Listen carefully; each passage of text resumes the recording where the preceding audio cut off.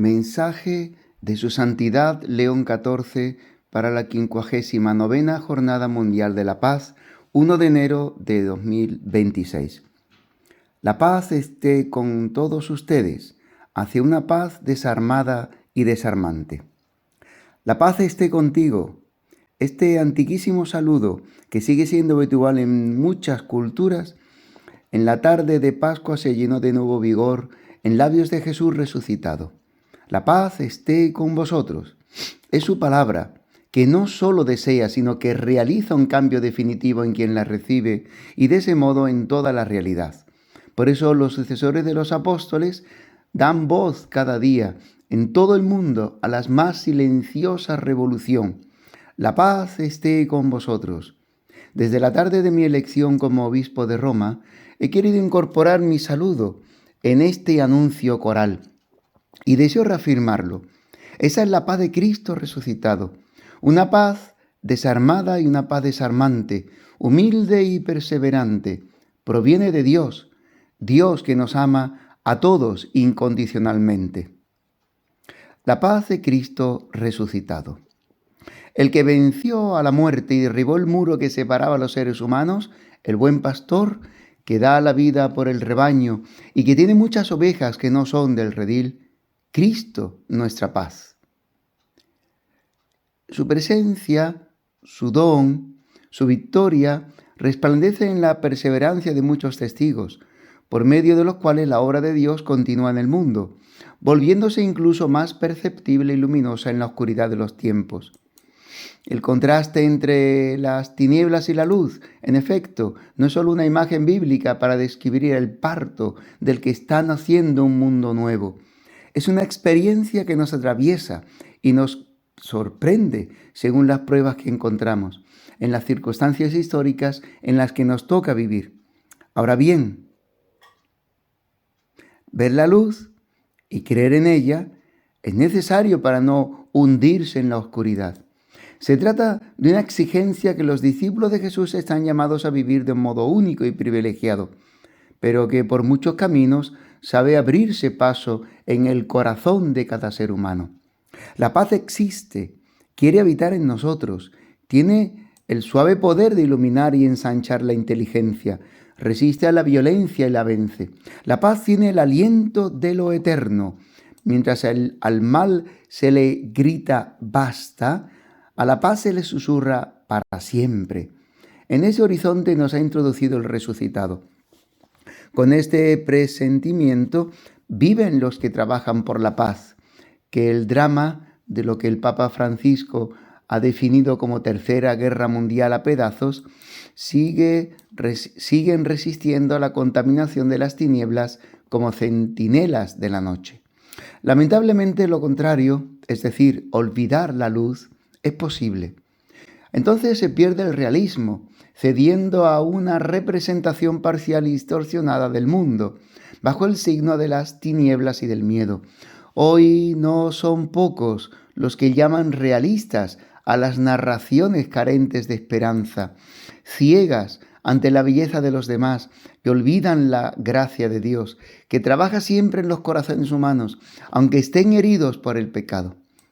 San Agustín exhortaba a los cristianos a entablar una amistad indisoluble con la paz, para que, custodiándola en lo más íntimo de su espíritu, pudieran irradiar en torno a sí su luminoso calor.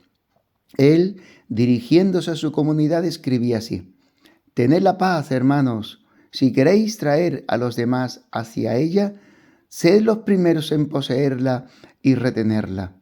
Arda en vosotros lo que poseéis para encender a los demás». Ya sea que tengamos el don de la fe o que nos parezca que no lo tenemos, queridos hermanos y hermanas, abrámonos a la paz, acojámosla y reconozcámosla en vez de considerarla lejana e imposible. Antes de ser una meta, la paz es una presencia y un camino, aunque sea combatida dentro y fuera de nosotros, como una pequeña llama amenazada por la tormenta. Cuidémosla sin olvidar los nombres y las historias de quienes nos han dado testimonio de ella. Es un principio que guía y determina nuestras decisiones. Incluso en los lugares donde solo quedan escombros y donde la desesperación parece inevitable, hoy encontramos a quienes no han olvidado la paz.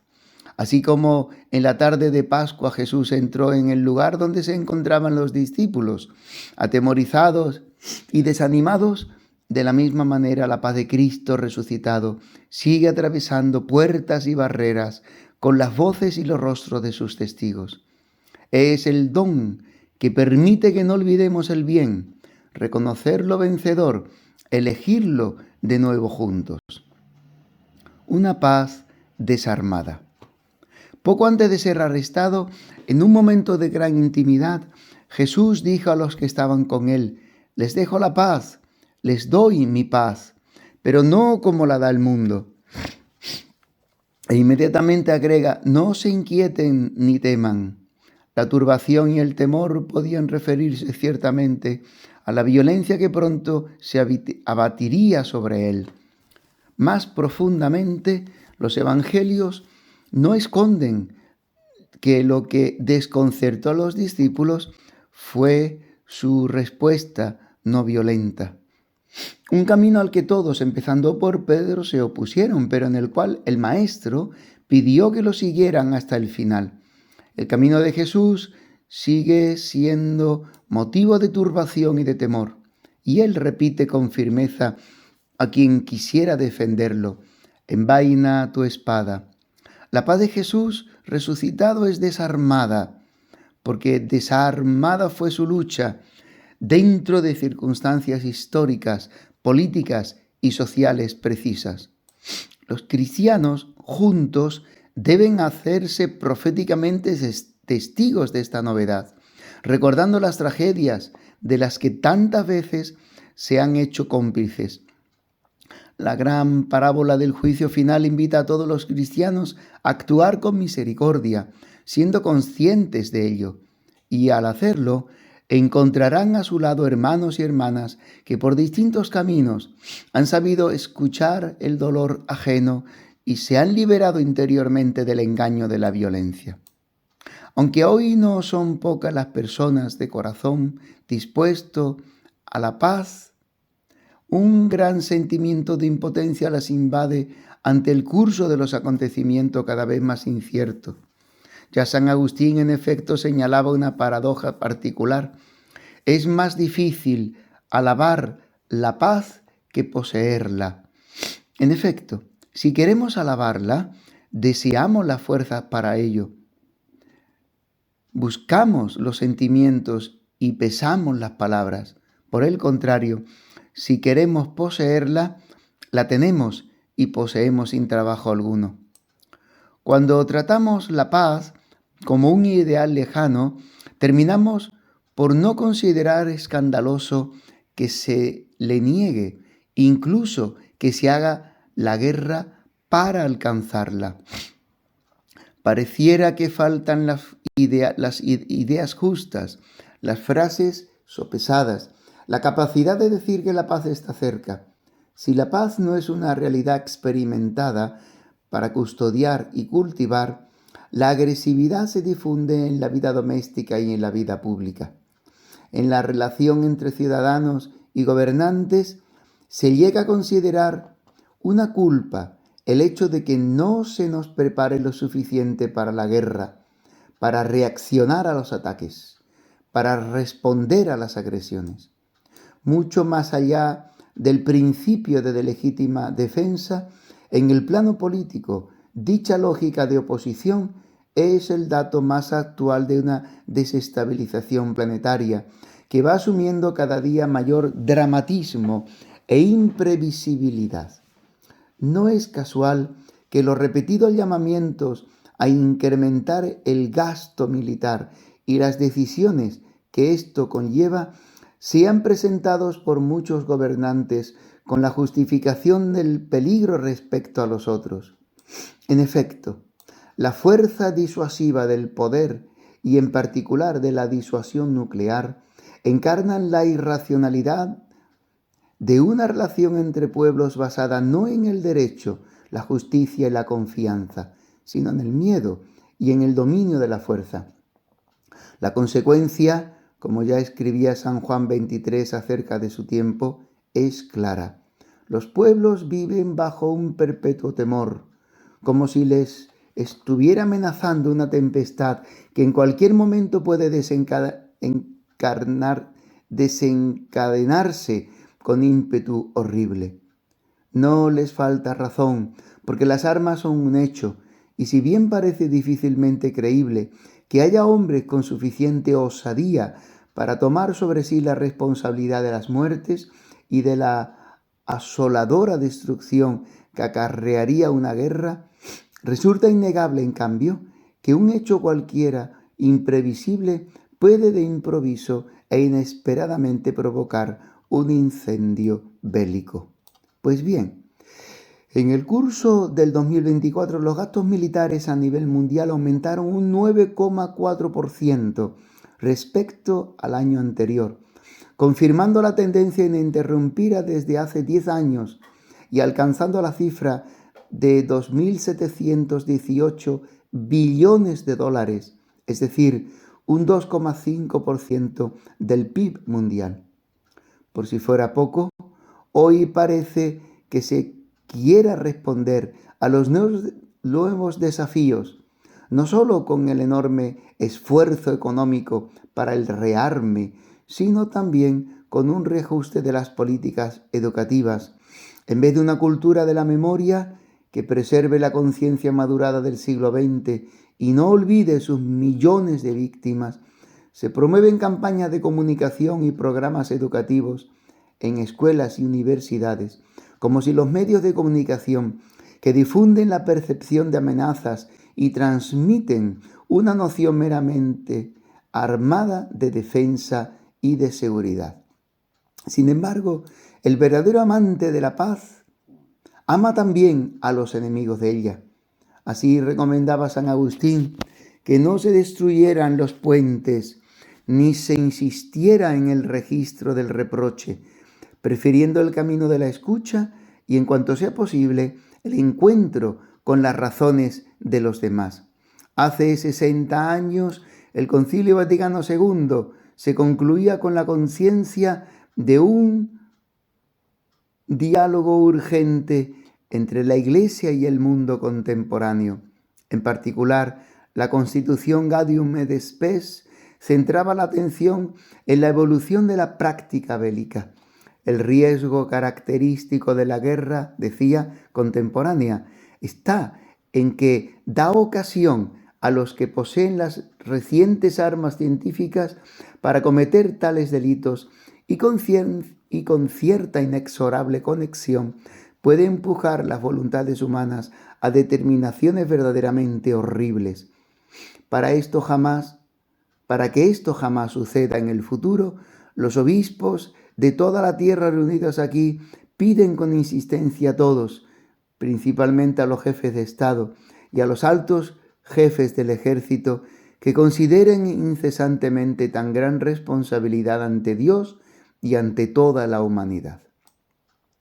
Al reiterar el llamamiento de los padres conciliares y estimando la vía del diálogo como la más eficaz a todos los niveles, constatamos cómo el ulterior avance tecnológico y la aplicación en ámbito militar de las inteligencias artificiales hayan radicalizado la tragedia de los conflictos armados. Incluso se va delineando un proceso de desresponsabilización de los líderes políticos y militares con motivo del creciente delegar a las máquinas decisiones que afectan la vida y la muerte de personas humanas. Es una espiral destructiva sin precedentes del humanismo jurídico y filosófico sobre el cual se apoya y desde el que se protege cualquier civilización. Es necesario denunciar las enormes concentraciones de intereses económicos y financieros privados que van empujando a los estados a esta dirección. Pero esto no basta. Si al mismo tiempo no se fomenta el despertar de las conciencias y del pensamiento crítico, La encíclica Fratelli Tutti presenta a San Francisco de Asís como ejemplo de este despertar. En aquel mundo plagado de torreones de vigilancia y de murallas protectoras, las ciudades vivían guerras sangrientas entre familias poderosas, al mismo tiempo que crecían las zonas miserables de las periferias excluidas. Allí Francisco acogió la verdadera paz en su interior, se liberó de todo deseo de dominio sobre los demás, incluso se hizo uno de los últimos y buscó vivir en armonía con todos. Esta es una historia que quiere continuar en nosotros y que requiere que unamos esfuerzos para contribuir recíprocamente a una paz desarmante, una paz que nace de la apertura y de la humildad evangélica. Una paz desarmante. La bondad es desarmante. Quizás por eso Dios se hizo niño. El misterio de la encarnación tiene su punto de mayor abajamiento en el descenso a los infiernos. Comienza en el vientre de una joven madre y se manifiesta en el pesebre de Belén. Paz en la tierra, cantan los ángeles, anunciando la presencia de un Dios sin defensas, del que la humanidad puede descubrirse amada solo cuidándolo. Nada tiene la capacidad de cambiarnos tanto como un hijo. Quizá es precisamente el pensar en nuestros hijos, en los niños y también en los que son frágiles como ellos, lo que nos conmueve profundamente. A este respecto, mi venerado predecesor escribía que la fragilidad humana tiene el poder de hacernos más lúcidos respecto a lo que permanece o a lo que pasa, a lo que da vida y a lo que provoca muerte. Quizá por eso tendemos con frecuencia a negar los límites y a evadir a las personas frágiles y heridas que tienen el poder de cuestionar la dirección que hemos tomado como individuos o como comunidad. San Juan 23 introdujo por primera vez la perspectiva de un desarme integral, que solo puede afirmarse mediante la renovación del corazón y de la inteligencia. Así escribía en Pacem in Terris: todos deben, sin embargo, convencerse que ni el cese en la carrera de armamentos, ni la reducción de las armas, ni lo que es fundamental, el desarme general, son posibles si este desarme no es absolutamente completo y llega hasta las mismas conciencias. Es decir, si no se esfuerzan todos por colaborar y cordial y sinceramente en eliminar de los corazones el temor y la angustiosa perspectiva de la guerra. Esto a su vez requiere que esa norma suprema que hoy se sigue para mantener la paz se sustituya por otra completamente distinta, en virtud de la cual se reconozca que una paz internacional verdadera y constante no puede apoyarse en el equilibrio de las fuerzas militares, sino únicamente en la conciencia recíproca. Nos confiamos que este es un objetivo asequible.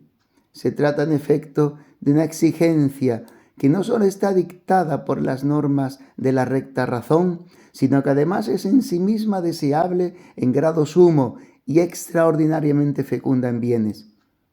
Un servicio fundamental que las religiones deben prestar a la humanidad que sufre es vigilar el creciente intento de transformar incluso los pensamientos y las palabras en armas. Las grandes tradiciones espirituales, así como el recto uso de la razón, nos llevan a ir más allá de los lazos de sangre o étnicos, más allá de las fraternidades que solo reconocen al que es semejante y rechazan al que es diferente. Hoy vemos cómo esto no se da por supuesto. Lamentablemente, forma cada vez más parte del panorama contemporáneo arrastrar las palabras de fe al combate político, bendecir el nacionalismo y justificar religiosamente la violencia y la lucha armada.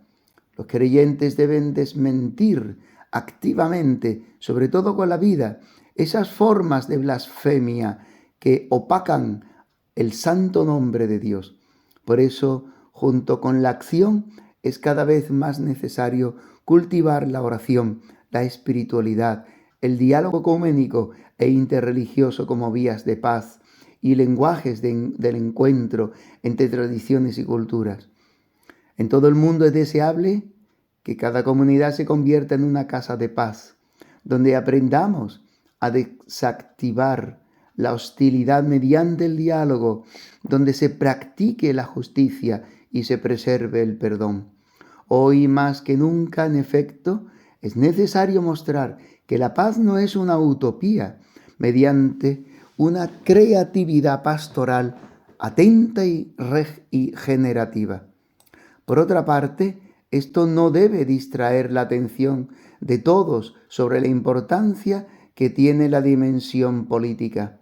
Quienes están llamados a responsabilidades públicas en las sedes más altas y cualificadas, procuren que se examine a fondo la manera de lograr que las relaciones internacionales se ajusten en todo el mundo a un equilibrio más humano, o sea, un equilibrio fundado en la confianza recíproca, la sinceridad en los pactos y el cumplimiento de las condiciones acordadas.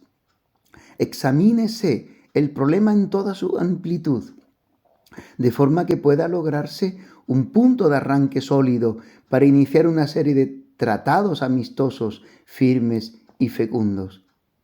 En el camino desarmante de la diplomacia, de la mediación, del derecho internacional, tristemente desmentido por las cada vez más frecuentes violaciones de acuerdos alcanzados con gran esfuerzo, en un contexto que requeriría no la deslegitimación, sino más bien el reforzamiento de las instituciones supranacionales.